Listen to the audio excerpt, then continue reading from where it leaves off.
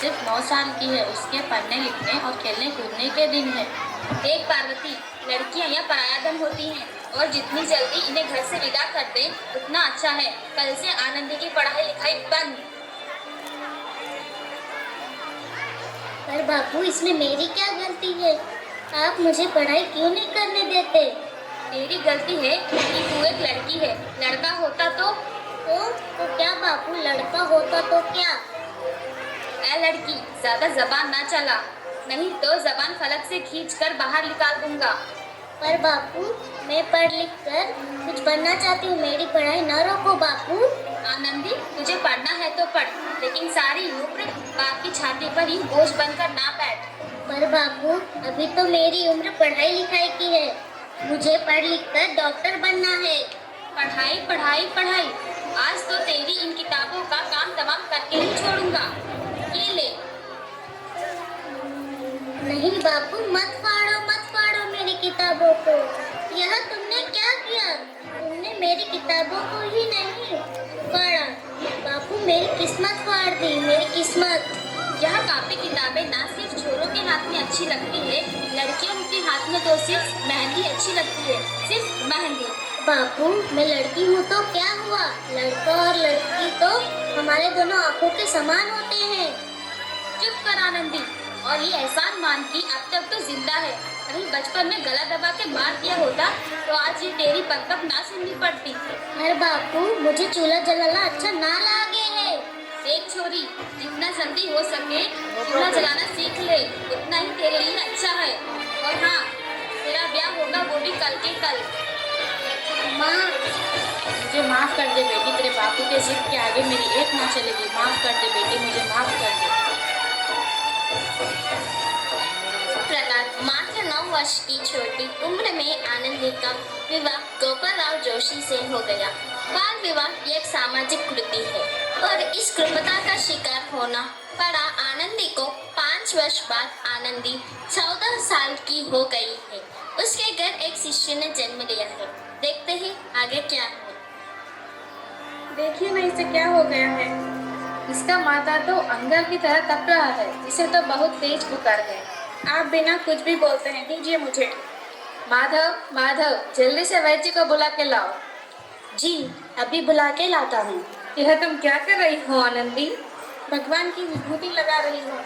बस करो आनंदी, यह सब अंधविश्वास है। आप यकीन तो कीजिए, भगवान की कृपा से इसका माथा ठंडा हो रहा है। उठो बाबू, आंखें खोलो, तुम्हारी बात तुम्हें बुला रही है। आंखें खोलो बाबू, आंखें खोलो। देखिए ना इसे क्या हो गया। आंखें खोलो बाबू, आंखें खोलो। आनंदी, हमारा बेटा कभी आंखें नहीं खोलेगा। नहीं, ऐसा नहीं हो सकता। मेरा बेटा मुझसे कोई नहीं छीन सकता, कोई नहीं छीन सकता। पागल मत बनो आनंदी। माधव, माधव, आनंदी, बंद करो ये पागलपन। भगवान ने मेरा बच्चा मुझसे छीन लिया। भगवान ने नहीं, तुम्हारी अशिक्षा और अंधविश्वास ने तुम्हारा बच्चा छीना है। अगर तुम पढ़ी लिखी होती तो आज हमारा शिशु जीवित होता। तुम अनपढ़ थी आनंदी, तुम अनपढ़। नहीं, अब मैं अनपढ़ नहीं रहूंगी, नहीं रहूंगी मैं अनपढ़। मैं पढ़ूंगी ताकि कल किसी और आनंदी को इलाज के अभाव में अपना बच्चा ना खोना पड़े। शाबाश आनंदी, और यही तुम्हारे अपराध के लिए प्रायश्चित भी है।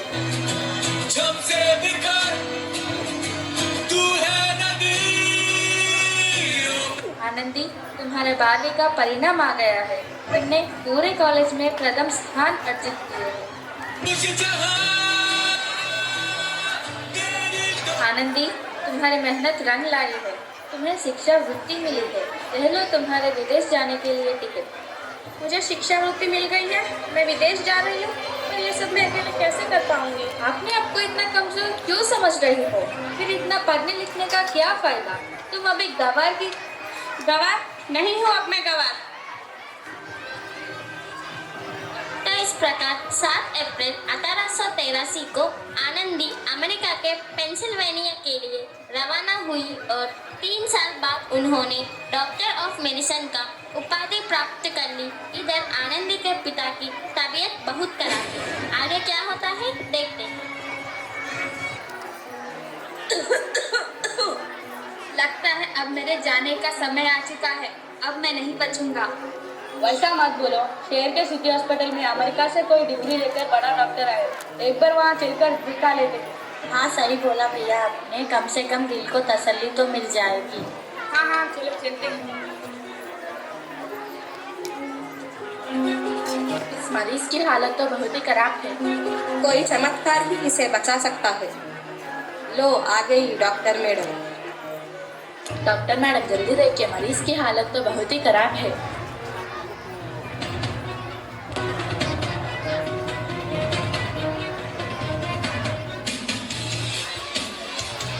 अब आप बिल्कुल ठीक हैं। मौत के मुंह से आपको बचाया है डॉक्टर मैडम ने। डॉक्टर साहब ने मुझे बचा लिया। मुझे डॉक्टर साहब से मिलना है। डॉक्टर साहिब नहीं, डॉक्टर मैडम बोलो। डॉक्टर मैडम, उन्होंने ही तुम्हें जीवन दान दिया है। लो आ गए डॉक्टर मैडम, मिलो उनसे। डॉक्टर मैडम आपका बहुत बहुत धन्यवाद। आपने मेरी जान बचाई। इसके बदले में मैं गरीब भला आपको क्या दे सकता हूँ? वचन चाहिए मुझे कि कभी ये नहीं कहोगे कि लड़कियां कुछ नहीं कर सकती। वचन? यह कैसा वचन? अरे श्यामलाल, तूने पहचाना नहीं? तुम्हारी बेटी आनंदी। आनंदी? मेरी बेटी आनंदी डॉक्टर? हाँ बापू, वही आनंदी जिसके लिए बचपन में तूने चूल्हा और दूल्हे के अलावा कुछ नहीं सोचा था। आनंदी मेरी बेटी, तू मुझे माफ कर दे। मैं तेरा गुनहगार हूँ बेटी, मैं तेरे गुनहगार। नहीं बापू, मैंने तो तेरा एहसान चुकाया है। याद है ना अपना एहसान जो तूने बचपन में मुझ पे किया था? ताने सुना सुनाकर मुझे जीते जी मार डाला था। उपकार मानता हूँ तुझ जैसी बेटी का, जिसने सारी उम्र अपने बाप से कुछ नहीं मांगा तो सिर्फ बराबरी का दर्जा। और सच तो ये है कि मैं तेरे माफी के लायक नहीं हूँ। तुम्हारे बाबू को माफ नहीं करोगी आनंदी? तो इस प्रकार आनंदी बाई जोशी ने अपनी मेहनत और अटूट इरादों से न केवल भारत की पहली महिला डॉक्टर बनी, बल्कि आगे चलकर उन लड़कियों के लिए सुनहरा रास्ता दिखा गई जो जीवन में कुछ करना चाहती थी। Wonderful performance. That was really a wonderful performance. Thank you.